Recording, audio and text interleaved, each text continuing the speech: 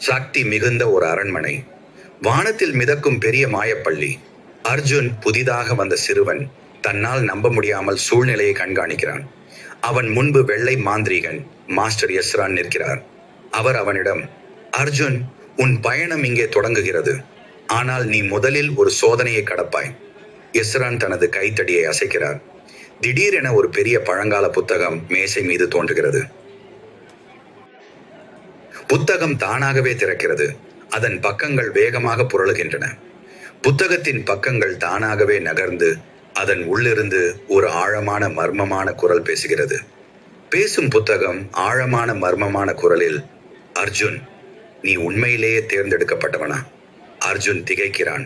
அவன் பதற்றமாக, நீ நீ யார்? என்னை ஏன் இப்படி கேட்கிறாய்? பேசும் புத்தகம் மெல்ல ஆனால் சக்தியுடன், நான் அறிவின் காவலன். காலமெல்லாம் மறைந்திருக்கும் எல்டோரியாவின் ரகசியங்களை தங்க வைத்துள்ளேன். ஆனால் நீ இதை உண்மையாக புரிந்து கொள்ள வேண்டும் என்றால் சோதனையை கடக்க வேண்டும்.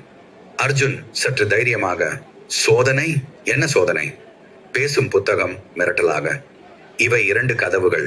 ஒரு கதவு உன்னை ஒளியின் பாதையில் அழைத்துச் செல்லும், மற்றொன்று இருண்ட பயங்கர உலகிற்குள் இழுக்கும்.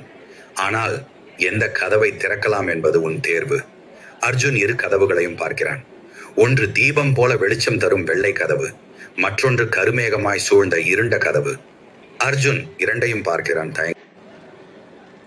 சூழ்ந்த இருண்ட கதவு. அர்ஜுன் 2ஐயும் பார்க்கிறான், தயங்குகிறான். நான் எந்த கதவை திறப்பது? பேசும் புத்தகம் மர்மமான குரலில், முயற்சி இல்லாமல் வெற்றி இல்லை, தேர்ந்தெடு. அர்ஜுன் கண்கள் பரபரப்புடன் பார்க்கின்றன. அவன் முடிவு எடுக்கிறான். அடுத்த எபிசோடில் அர்ஜுனின் தேர்வு.